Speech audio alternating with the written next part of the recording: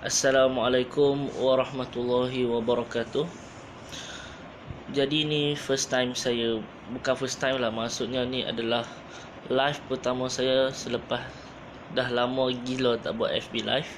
So ini buat pun saja-saja sebelum nak tidur. Jadi saya terfikir nak berkongsikan dengan anda tentang satu tajuk yang biasa sahaja sebenarnya. Tetapi orang tak ambil kisah, orang tak ambil peduli benda tu. Orang tak ambil cakna. Topiknya ialah pengenalan kepada copywriting yang anti-hype. Ataupun kalau bahasa suci dan murninya ialah copywriting patuh syariah lah yang dikatakan oleh orang-orang sekeliling. Jadi kalau kita belajar macam-macam mazhab tentang copywriting ni, ada yang akan sebut tentang copywriting power, ada yang sebut juga copywriting memukau, ada yang sebut juga copywriting yang meroket dan macam-macam lagi istilah yang kita belajar. So saya yakin macam tuan-tuan dan puan-puan pun dah belajar banyak copywriting, banyak cara, banyak teknik, banyak strategi, and banyak jugalah pegangan yang diajarkan, and confirm banyak juga panduan yang dibeli. Hal ini kerana apa? Kerana yang pertama sekali ialah copywriting ini memang wajib kita kena ada, wajib semua usahawan kena belajar. Sebab apa? Sebab kalau secara offline-nya, tukang jualnya, tukang memberi maklumatnya ialah salesperson. Tapi kalau kita dalam dunia online, dia akan jadi, yang paling penting ialah copywriting. Sebab copywriting ini yang akan memberi maklumat, yang akan memahamkan target market kita. So itu kepentingan copywriting, iaitu menggantikan tugas. Kalau macam offline itu pemberi flyers, pemberi brochure, benda-benda itulah. Jadi kalau dalam dunia online, copywriting. Sebab itulah copywriting pun ada banyak jenis juga. Copywriting dekat Facebook, copywriting dekat website, copywriting email, dan banyak lagi jenis copywriting yang wujud. Bukan satu sahaja. Kalau anda buat bisnes yang melibatkan pengepusan barang ataupun servis-servis, pastinya anda akan menggunakan strategi surat terima kasih. Dan dalam konten surat terima kasih itu pun ada seni copywritingnya juga. Baiklah, saya tak nak sentuh tentang copywriting yang lain. Sebab malam ni tajuknya ialah pengenalan sahaja. So jangan expect hebat-hebat ke, formula power-power ke, memang tak ada dalam live ni. Jadi saya nak kongsikan copywriting yang anti-hype ataupun yang disebut, yang dicanang-canang, iaitu copywriting patuh syariah ini. Maksudnya ialah dari side kami, copywriting ialah maklumat yang kita hantarkan ataupun mesej yang kita nak hantar kepada target market kita dengan mesej yang mereka perlu tahu dan faham tanpa hype. Khabar baik, Datuk Fazli. Lama tak jumpa Datuk. Baiklah, apa yang dimaksudkan dalam definisi copywriting ini? Saya letak ada 3 kunci. Yang pertama ialah kita nak menyasarkan mesej kita kepada target market. Itu kata kunci yang pertama. Kata kunci yang kedua ialah maklumat yang mereka perlu tahu dan yang mereka mahu tahu. Dan yang ketiga ialah tanpa hype. Saya go dengan komponen yang pertama. Komponen pertama ini membawa maksud. Kita kena tahu, kalau kita try untuk jual kepada semua orang, eventually kita tak menjual kepada sesiapa langsung. Dia ibarat kita nak tarik anak panah untuk kita target kepada bot. Boleh ke dengan satu anak panah ni kita tembak untuk kena dekat 3 tempat? Memang takkan kena. Sebab kita cuma ada satu anak panah sahaja. Jadi pastikan mesej yang kita hantar ini betul-betul kena kepada target market kita. Jadi macam mana kita nak tahu target market kita? Saya nak kongsikan satu formula SAK. Siapa, apa dan kenapa. First ialah siapa target market kita. Kalau kita cakap semua orang, yes, saya faham. Ada satu produk ni dia sesuai untuk semua orang. Tapi untuk iklan yang kita nak buat ni, kita fokus kepada satu orang sahaja. Siapa? Siapa yang kita nak hantar? wanita. Wanita yang macam mana? Wanita bekerja ke? Wanita janda ke? Wanita suri rumah ke? Wanita pilihan hatiku ke? Tak kisah. Yang penting is details. Kalau kita orang swasta yang macam mana? Adakah lelaki ataupun perempuan, ataupun swasta ni yang dah lama bekerja ataupun yang baru bekerja? Kerana kita kena tahu bahawa dari segi psikologi dan dari segi demografi pun dah berbeza. Itu S. A, apa? Apakah masalah mereka? Apakah kemahuan yang mereka nak? Ataupun apakah benda yang mengganggu kehidupan dia orang? Sebelum tidur mesti dia orang akan fikir benda tu. And kenapa? Ini yang paling penting. Kenapa mereka kena selesaikan masalah mereka? Ataupun kenapa mereka nak kena capai apa yang mereka nak? K ini sangat penting sebab kenapa ini dia akan represent kita punya hot button. Jadi apabila kita dapat capture sahaja kenapa ini, insya-Allah peratusan untuk closing rate tu lebih baik, lebih tinggi. Okey. So komponen yang pertama, menyasarkan mesej kepada target market yang kita pilih. Yang kedua ialah mesej yang mereka perlu tahu. Kadang-kadang saya faham ada setengah orang dia akan buat iklan, lepas tu dia akan update, wah hari ni saya dapat banyak leads. Kita kena faham, kadang-kadang kenapa leads tu banyak masuk? Satu, bila dia tengok iklan kita, wow, produk best lah, apalah semua. Nak tahu harga? Komen. Nak tahu harga? Klik link. Saya faham sebab setengah orang, peperangan mazhab letak harga dengan tak letak harga memang takkan habis. Memang takkan habis sampai Imam Mahdi turun pun. Memang takkan habis. Sebab masing-masing ada pegangan. Macam saya sendiri, saya lebih suka letak harga supaya yang datang tu betul-betul datang. Hal ini disebabkan iklan menjual saya telah disupport oleh kempen-kempen sebelum ni. Kempen-kempen content, kempen-kempen awareness, kempen-kempen consideration, kempen-kempen conversion.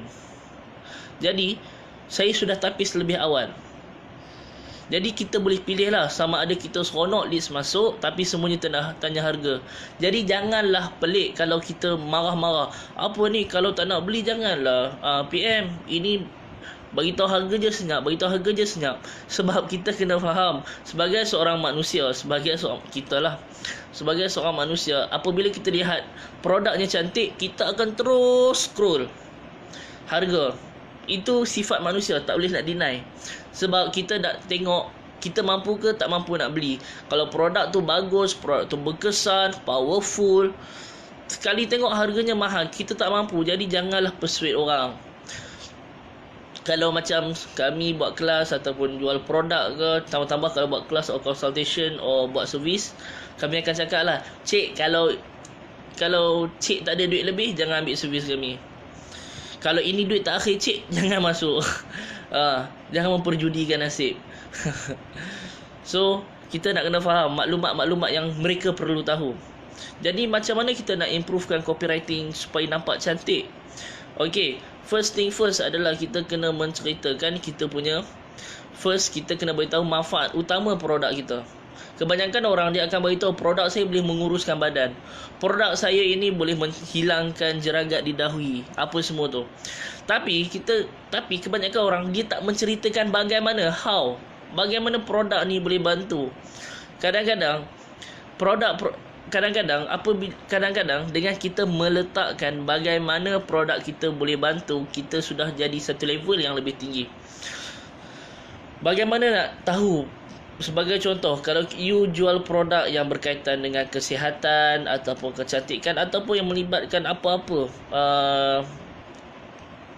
you boleh tengok kalau you ada buat kajian, you boleh ceritalah mengikut kajian kami, mengikut kita punya research. Kalau you tak ada kajian ke apa ke, you tengok produk ni yang membantu untuk boost. Jadi apa yang you boleh buat, you Google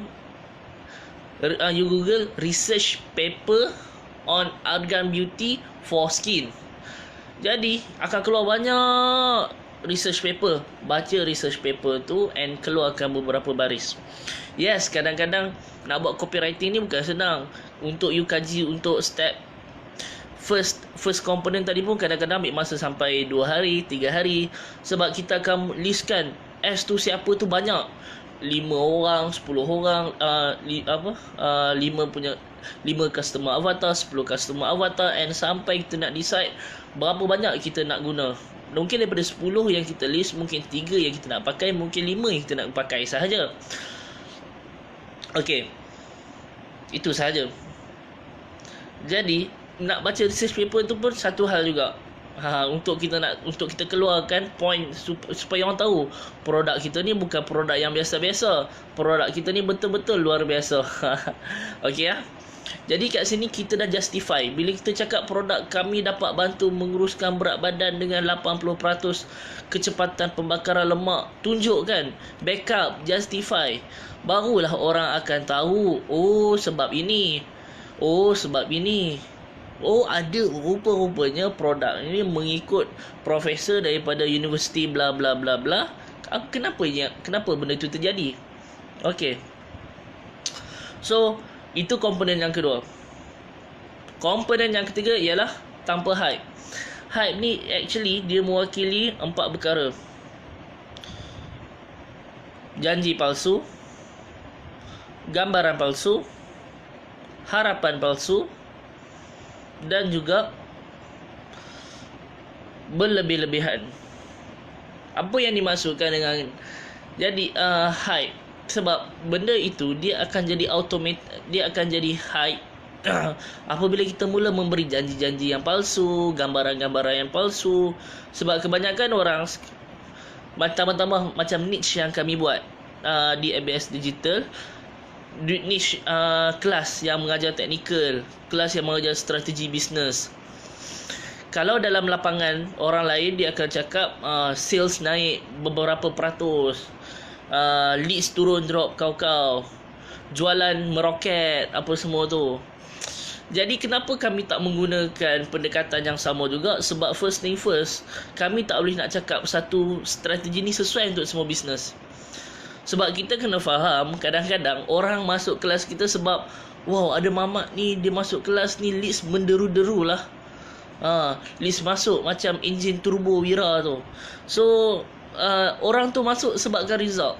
Orang tu masuk dengan harapan boleh dapat result yang sama.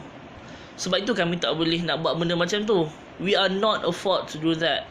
Sebab the first thing yang kami nak, sebab itulah kalau you masuk kelas kami, semuanya kelas seminar FB page, seminar strategi funnel, kelas mengira kos, bootcamp marketing. Tak adanya nak menggunakan perkataan-perkataan bombastik, super turbo ke apa ke, ataupun mega giga tera punya marketing ke, tak ada.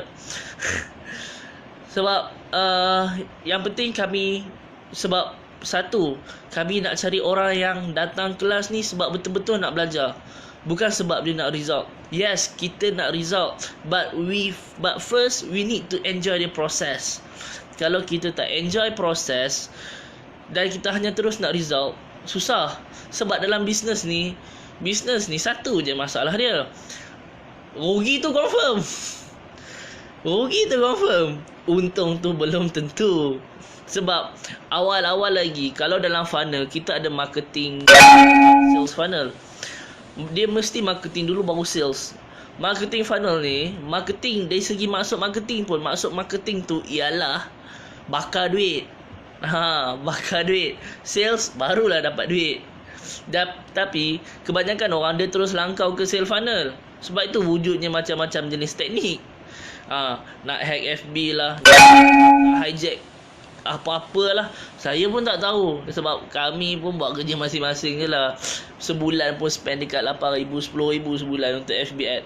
Jadi apabila orang bercakap tentang zero cost ataupun orang bercakap tentang low cost, bukan kita nak menidakkan, tak menidakkan, just kami meraihkan semua ilmu. Sebab mungkin kami tak pandai menggunakan teknik-teknik tu. Jadi kami spend banyak-banyak ni pun sebab satu, first untuk dapatkan nak acquire new leads, untuk dapat new buyer. Sebab kebanyakan orang apabila dia dah dapat banyak pembeli, dia akan let go pembeli lama. Macam kami, kita ada susunan tugas, susunan funnel, apa yang nak kena buat. Tambah-tambah pula, kalau datang seminar kami akan bagi tahu jugalah. Okey, minggu depan team sale kita akan call untuk upsell. Sebab kami tak akan upsell dalam kelas. Sebab apabila kalau kita upsell dalam kelas, dia akan jadi satu isu. Kan yelah, bila kita buat kelas, kita tunjuk ilmu baru apa semua, jadi orang akan excited. Jadi dia akan buat pembelian tanpa dia sedar. Bukan dia sedar, tapi dia belum waras. Dia buat keputusan just out of excitement. Kalau aku join ni Sebab itulah kami biasanya kita akan upsell, kita akan call seminggu selepas tu lah, untuk dia low down, relax, chill, untuk dia kembali boleh jelas lah. Sebab itulah dalam kelas kami tak adalah nak letak kalau back in hari ni sekian-sekian tak ada.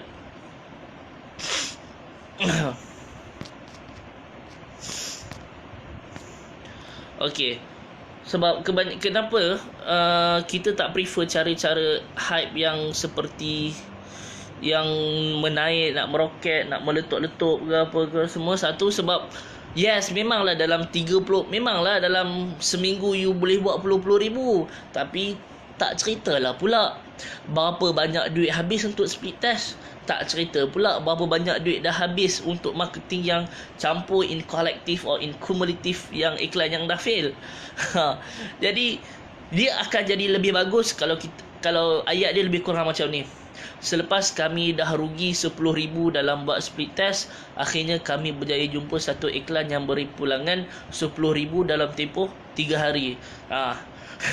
So orang akan lebih jelas lah. Itu yang saya maksudkan. Dia berbalik daripada komponen nombor 2, iaitu iaitu maklumat yang perlu tahu, pelanggan perlu tahu.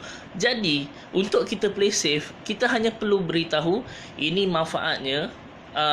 Kalau macam buat kelas, ini apa yang tuan akan belajar, ini adalah manfaatnya, ini ialah bonusnya, ini adalah offernya. Itu apa yang kita buat lah, untuk kita play safe, supaya semua orang dia buat keputusan untuk datang ke kelas, ataupun dia buat keputusan untuk beli produk kita sebab dia nak cuba produk kita. Bukan sebab alamak, sebab orang ni macam ni lah, sebab orang ni macam ni lah, sebab orang ni macam ni lah. Tak. Sebab itulah kami pun jarang guna testimoni. Testimoni ada banyak masuk, tapi kita tak guna. Sebab kita tak boleh nak cakap sebab ilmu kita sale dia naik. Sebab kadang-kadang yang ada je yang daripada 300 naik 500 K. Tapi tak boleh nak cakap, tapi tak boleh nak claim lah, sebab memang database dia saja pun dah berbelah ribu. Jadi kita tak boleh nak ajar benda yang sama kepada orang-orang baru. Jadi kami keputusan, kalau tuan-tuan dan puan-puan pernah nampak iklan ABS Digital, ayat dia simple je, mendaftarlah di sini. Masuk dalam tu ada senarai modul, apa semua, kelas, tarikh, tempat, mula bila, habis bila.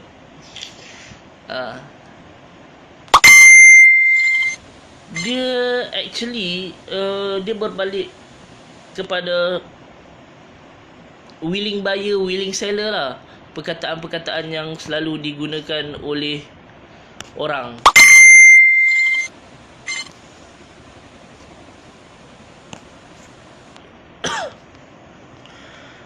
Saya bagi contoh lah. Sebab saya nampak benda ni quite selfish lah. Okay, kita buat benda tu, kita guna ayat-ayat power, ayat bombastik, kita letak testimoni A, B, C, apa bla bla bla semua tu, dengan harapan orang akan macam terus nak sign up kelas kita. Tapi cuba kita letak diri kita dalam our users or our consumers punya shoes.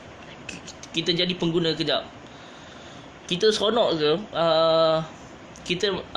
Adakah kita akan berpuas hati dengan pembelian kita kalau kita tahu, untuk dapat result macam ni, aku kena, rupa-rupanya dia dapat result macam ni lepas dia spend 15,000, lepas dia spend 20,000 baru dapat result macam tu. Ataupun sebenarnya kita masuk iklan, kita masuk kelas tu sebab dia punya testimoni power-power. Tapi bila kita masuk dalam kelas tu, kita nampak dia tak ada, kita masuk dalam kelas tu, rupa-rupanya banyak benda yang baru diceritakan. Maksudnya benda tu tak ada perbezaan pun. Tak ada benda-benda yang baru sangat. Okey.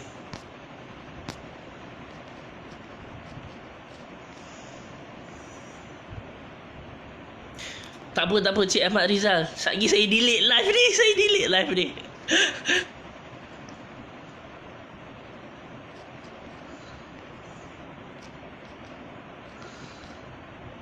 Setiap bisnes ada game yang berbeza. Yes, obviously benda tu berbeza, punya game berbeza.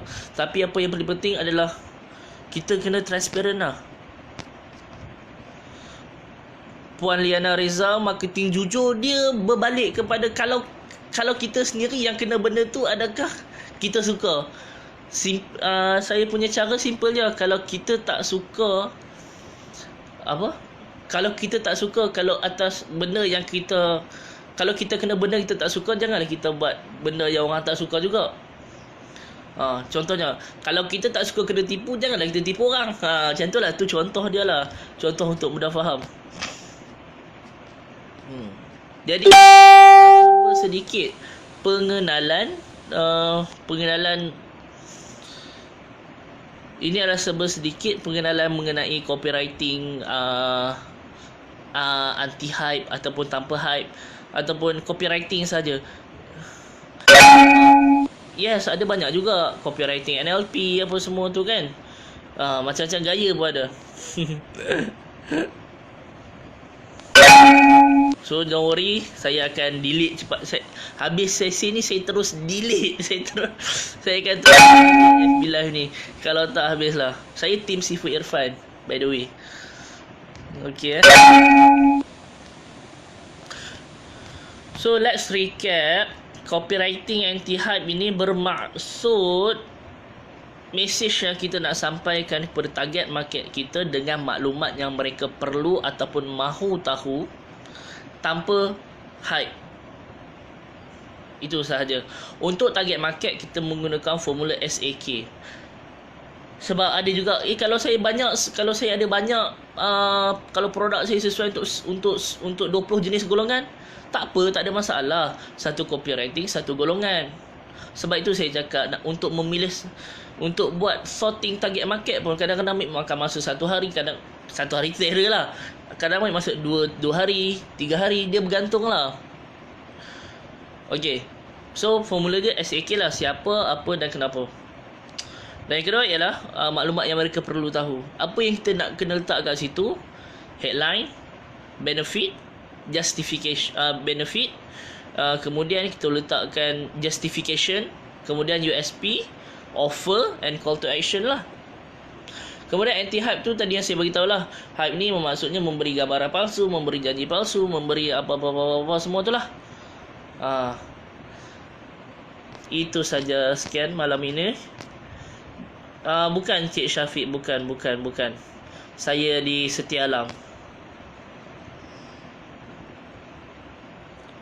Ya, lain. Nampak tu, muka saya nampak tu. Gemuk, tua, hodoh. Okey, cukup, itulah saya.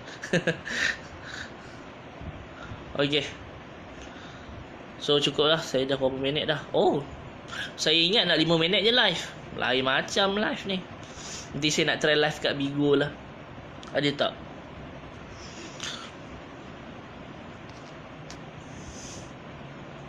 Okey. Jadi saya akan tutup tepat pada minit yang ke-26. Jadi kalau ada soalan, just drop down your question. Saya akan bantu jawab lah, mana yang saya tahu.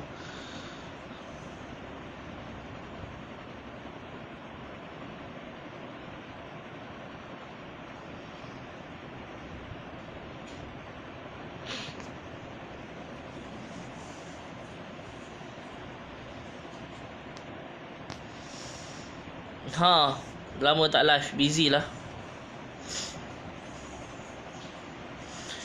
Next class 24 hari bulan Tuan Fadli. 24 hari bulan. Amboi nak refresh. Dia Fadli, ini kita buat modul baru. Betul-betul modul baru. Jadi kalau Tuan Fadli nak maklumat boleh WhatsApp saya. Tips copywriting untuk surprise planner untuk birthday or anniversary. Ada tips tak?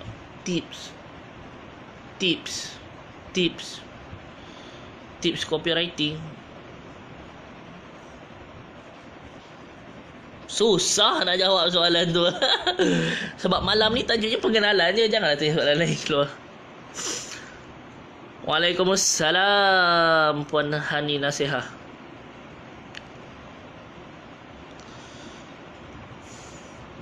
Okey, kalau Puan Liana Reza, tips ni sudah ada dalam definisi copywriting. First, you choose your target market, siapa you boleh pilih. Lepas tu yang kedua ialah you listkan apa maklumat yang mereka perlu tahu, apa offernya, apa call to actionnya. Dah cukup. Cuma apa yang saya nampak you punya business ni adalah demographical business. So you boleh masuk dalam grup-grup setempat. You boleh buat copywriting lah. You boleh post kat situ. Sebab apa yang saya nampak, untuk Puan Liana Reza, untuk memudahkan you punya copywriting, untuk memudahkan you punya marketing, you buat satu mini site. Dalam mini site itulah you letakkan semua maklumat. Jadi you punya copywriting nanti akan jadi sangat pendek. Sebagai contoh, kami ada buat surprise planner untuk birthday dan anniversary. Klik sini. Jadi bila klik sini, dia akan nampak, dia akan baca semua maklumat. Bawah sekali barulah letak butang WhatsApp ke, butang tempahan ke apa ke. Jadi daripada situ Puan Liana sudah dapat a very well informed customer. Jadi dia masuk dalam you punya handphone, tinggal nak beli je. Sebab kalau dia tak nak beli, dia tak akan tekan situ. Tapi be prepare lah. Setengah customer memang dia jenis tak membaca. Dia akan masuk website, dia akan scroll bawah, dia akan klik WhatsApp dan dia akan tanya soalan yang sudah kita jawab dalam mini site tadi. Tapi apapun cadangan saya ialah Puan Liana, you kena buat mini site. At least mini site. Website mahal sikit, you buat mini site, supaya dia akan memudahkan you punya campaign marketing. You tak perlu nak fikir apalah nak buat copywriting apa nak kena buat. Tak perlu. Sebab you akan masukkan semua maklumat dalam mini site. Jadi you hanya perlu buat 2-3 baris copywriting, yang mana call to actionnya hantar ke website. Kabar baik Puan Nasihah. Konten berbentuk emosi adakah patuh syariah tuan? Patuh. Yang salahnya memanipulasi emosi. Itu tak patuh syariah. So tak salah nak menggunakan emosi. Tapi kalau kita memanipulasi emosi, itu yang salah. Okey, ada soalan lain? Okey, lagi 1.5 minit lagi sebelum saya tutup.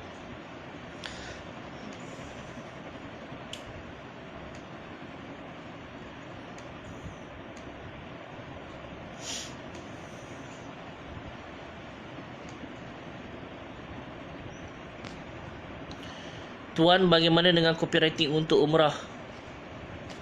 Bagaimana copywriting untuk umrah? Apa maksud tuan dengan bagaimana copywriting untuk umrah?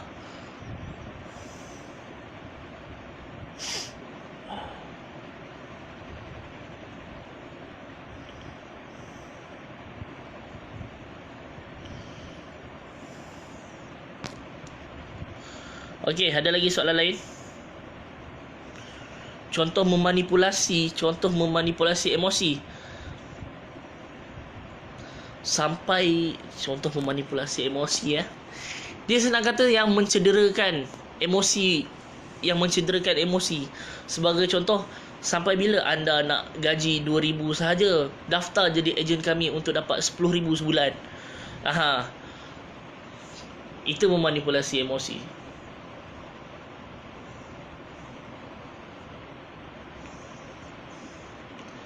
Bayangkan dalam tempoh 60 hari atau bayangkan dalam tempoh 30 hari hidup anda akan berubah 360 darjah ke? Senang kata memanipulasi ni sampai buat orang, satu dia mencederakan emosi, satu dia buat orang tu jadi macam Bob tau. Dia buat macam orang tu feel guilt dengan diri dia.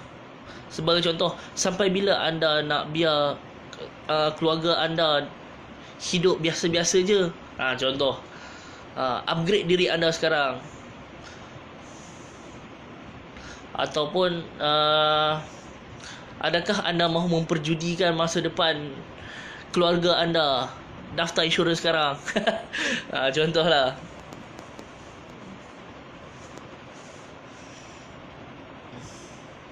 Satu benda yang saya nak cerita, satu benda yang ayat yang ada satu perkara yang saya belajar lepas saya buat bisnes ni.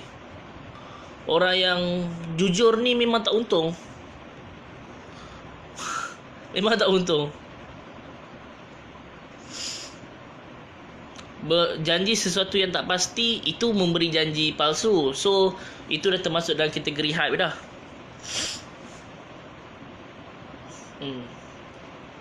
Sebab itulah bila orang tanya, jadi macam tu susah lah kalau macam ni kan. Itu je lah yang saya boleh cakap. Orang yang transparent, orang yang meniaga ni memang tak untung.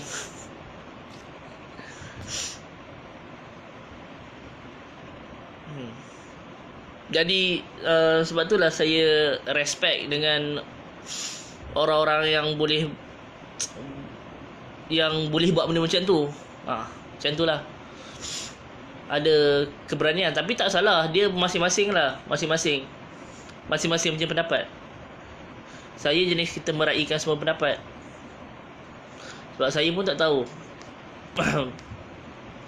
Okay, last minute. Kalau tak ada apa-apa, saya tutup.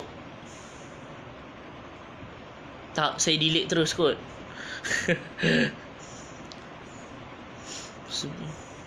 Okay, kalau tak ada apa-apa dah, terima kasih.